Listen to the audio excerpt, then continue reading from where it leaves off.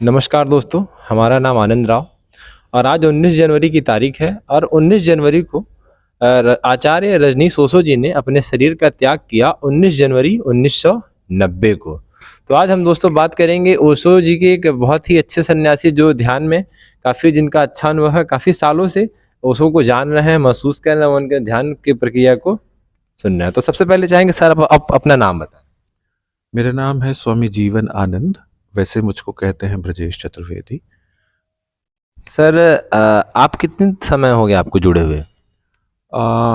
बचपन से ही इनके बारे में सुन रहा हूँ, कुछ पुस्तकें पढ़ी और संन्यास के रूप में आज से लगभग 17 वर्ष पूर्व संन्यास लिया। संन्यास लिए हुए आपको 17 वर्ष हो गया। तो आप पारिवारिक जीवन में आपका जी हाँ, पारिवारिक जीवन चल रहा है और जब संन्यास हुआ था उससे लगभग 2 वर्ष पहले ही मेरा विवाह हुआ था। तो दोनों जीवन एक साथ चल रहा है, संन्यास जीवन भी, पारिवारिक जीवन भी। बिल्कुल, बिल्कुल चल रहा है। हम चाहेंगे सर क्या ऐसी क्या विचारधारा थी जिससे आप प्रभावित होके ओशो से जुड़े या फिर संन्यास लिए? मूल रूप से जो सबसे प्रभावित करने वाली चीज़ें रहीं वो ये रहीं कि उन्होंने संसार को से भागने की बात नहीं की है। दूसरा, उन्होंने रेचन पर बहुत ज़्यादा ज़ोर दिया। जो भी पारंपरिक विधियाँ रही हैं, उसमें जब भी मैं बैठता था या जाता था तो उससे होता क्या था कि बहुत भटकाव रहता है।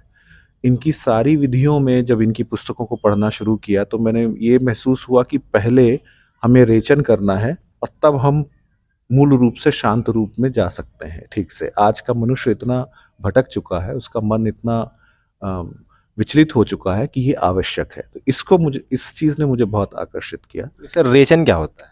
रेचन अर्थात हमारे मन में हम बहुत सारी चीज़ों को दबा लेते हैं, बहुत सारी चीज़ों को नहीं कह पाते हैं, बहुत सारी चीज़ें हमारे सबकॉन्शियस और अनकॉन्शियस माइंड में चली जाती हैं।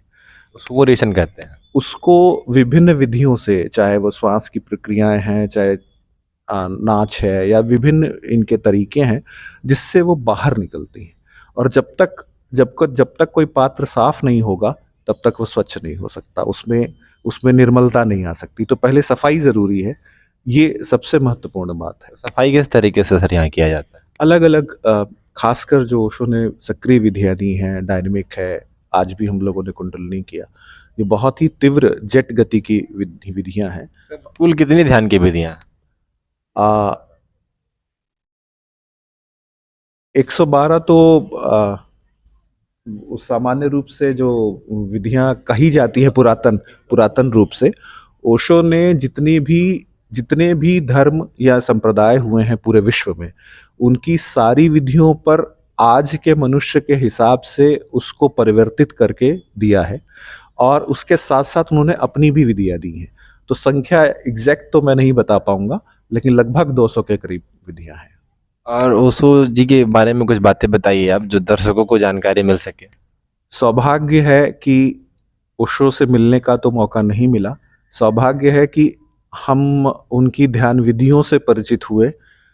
सौभाग्य है कि उनके पथ पर जो उन्होंने बताया है, कुछ थोड़ा बहुत चलने का प्रयास करते हैं। मूल रूप से ये एक, जिसको कहा जाए कि मनुष्यता पूरे खिलावट में किसी व्यक्तित्व में प्रकट हुई, तो वो व्यक्तित्व नहीं रहा, वो बुद्धत्व के बाद जो ओशो नाम दिया गया कि पूरे अस्तित्व में मिल गया, वो साकार रूप ओशो में दिखाई देता है। या मैं दूसरा कहूं कि अस्तित्व का ही दूसरा स्वरूप ओशो में परिलक्षित हुआ। तो ओशो आज के जो मनुष्य है, खासकर भारत में जो बहुत बड़ी युवाओं की संख्या है, उसमें बहुत सारी दिक्कतें इस रूप में आ गई हैं कि हमारा खान-पान, हमारी औषधियों का जो चलन है, उसने बायोलॉजिकल सिस्टम को भी विकृत किया हुआ है और मन भी आदमी बहुत ही विषादग्रस्त हो चुका है। आज पहले वाला सरल व्यक्तित्व चित्त का नहीं रह गया। तो इसमें ओशो के सिवा दूसरे जो विधियाँ जो ओशो ने दी हैं, उसके प्रति उसका जो अल्टरनेटिव जिसको कहा जाए, वो तो नहीं है फिलहाल। आने वाले मेरे को लगता है हजारों वर्ष तक ये प्रासंगिक रहेंगी और जब तक मनुष्यता रहेगी तब तक प्रासंगिक। ओशो की देशना भी यही है कि जीवन जो संसार का जीवन है उसमें रहते हुए आप आगे जाइए और यदि कोई गंभीरता से गहन रूप से उसको अगर पढ़ता या सुनता है तो ये कुछ देर बाद समझ में आ जाता है कि केवल पढ़ने से बात नहीं बनेगी, उस प्रक्रिया में उतरना होगा। तो ये उन सभी लोगों का सौभाग्य है जो सतत रूप से उन ध्यान क्रियाओं में अगर जा रहे हैं। मैं भी प्रयास करता हूं कि ध्यान रेगुलर हो पाए, इधर नहीं हो पा रहा है लेकिन प्रयास रहता है। तो क्या कारण है कि हमने सुना ओशो को 21 से ज्यादा देश अपने देश में आने के लिए बैन कर दिए थे? देखिए, मनुष्यता इतनी पाखंडपूर्ण हो चुकी है और जो हमारा सिस्टम है वो ऐसे लोगों के हाथों में चला गया है जो केवल अपना महिमा मंडन चाहते हैं और सत्य को बर्दाश्त करने की अभी क्षमता मनुष्य में पैदा नहीं हो पाई है। तो इसी कारण कि जो पूरे विश्व के सबसे महिमा मंडित लोग हैं, चाहे धर्म के क्षेत्र के हों चाहे राजनीति के क्षेत्र के हों, वो अभी उनके अंदर ये क्षमता नहीं थी कि वो ओशो के सत्य के वचनों को सहन कर पाते और अपनी जो उनकी सत्ताएं थी उनकी चूल्हों को हिलते हुए देख पाते। इसीलिए उनको बैन किया गया। मतलब ओशो सत्य बोल दिया करते थे और सत्य बोलने वाले के खिलाफ में बहुत सारे लोग खड़े हो जाते हैं। बिल्कुल, ये मनुष्यता का इतिहास रहा है, चाहे सुकरात जी रहे हों चाहे कबीर जी रहे हों, और ओशो ने तो कोई समझौता ही नहीं किया। और हमने सुना है कि ओशो जी ने दुनिया के सारे टॉपिक पे बोला। हाँ, लगभग जो भी आप देखेंगे, आप किसी भी प्रवचन में जाएंगे तो उसमें आपको मैथमेटिक्स भी दिखाई देगा, योग भी दिखाई देगा, आपको पॉलिटिकल उसका पुट भी दिखाई देगा, जो सामाजिक गतिविधियां हो रही हैं उसका पुट भी दिखाई देगा। और ओशो की विधा ही ऐसी है कि वो जब भी कोई बात कहते हैं तो हमारे समाज में अलग अलग किस्म के लोग हैं, वो अलग अलग तरीकों से चीज़ों को समझते हैं। तो उसमें आपको कविता भी दिखाई देगी, शेर व शायरी भी दिखाई देगी। तो अलग अलग जो समूह हैं, सबको बात समझ में आए, सभी की यात्रा आगे हो, वो सब ओशो के उसमें आपको दिखाई देगा और सभी विषयों पर गहनतम ज्ञान आपको दिखाई देगा। वो स्वयं प्रोफेसर थे और दर्शन शास्त्र के, और आज बहुत सारे लोग उनके ऊपर पीएचडी करते हैं और कई पीठों का निर्माण उनके ऊपर हो रहा है।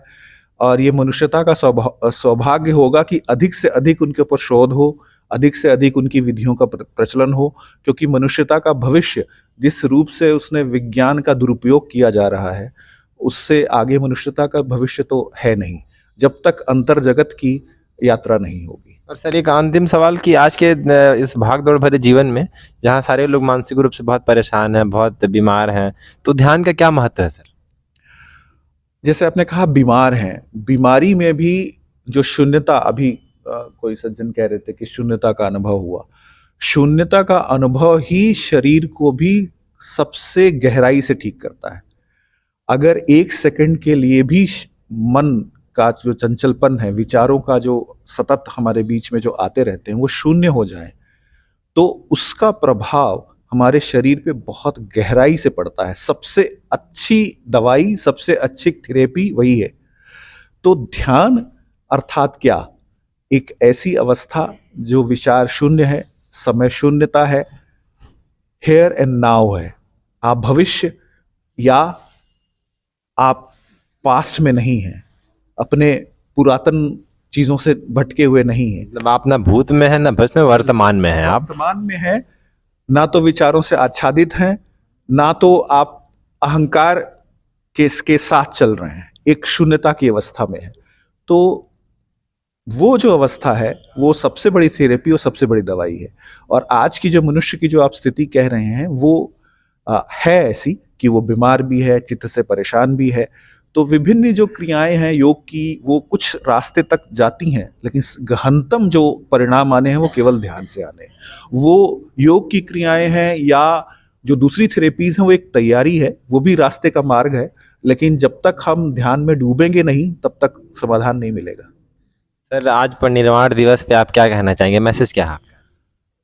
परिनिर्वाण दिवस पे जो लोग महसूस करते हैं, ओशो गए तो है नहीं, ओशो की उपस्थिति महसूस होती है। और ओशो जैसी चेतना जो पूरे ब्रह्मांड में मिल गई वो जाती नहीं। हाँ, देह जाती है। देह जो कि उनकी, हमारी जो, जिसको कहा जाए कि मनुष्यता की विकृति के कारण उनकी इतनी पीड़ा में थी कि मनुष्य ने जो अभी तक मशीनें इजाद की हैं उससे 100 गुना भी ज्यादा उनके शरीर में पीड़ा थी। ये और ये मनुष्य की ही देन थी, जो हमारे मनुष्य ने ही ऐसी गतिविधियां उनके साथ की थी कि उनको एक पीड़ा से गुजरना पड़ा। इस कारण से उनको देह त्याग करनी पड़ी। और ओशो तो यदि हम जुड़ पाए तो कभी जाते ही नहीं, हमेशा रहते हैं। बहुत बहुत धन्यवाद सर आपका हमसे जुड़ने के लिए। आपने बहुत गहरी बात बताई कि ना तो वर्तमान में, ना तो भूत में रहने की ज़रूरत है, ना भविष्य में, वर्तमान में रहा जाए और ध्यान किया जाए। निश्चित ही ध्यान करने से मनुष्य जीवन में काफ़ी अच्छा प्रभाव पड़ेगा। और बहुत बहुत धन्यवाद। नमस्कार सर।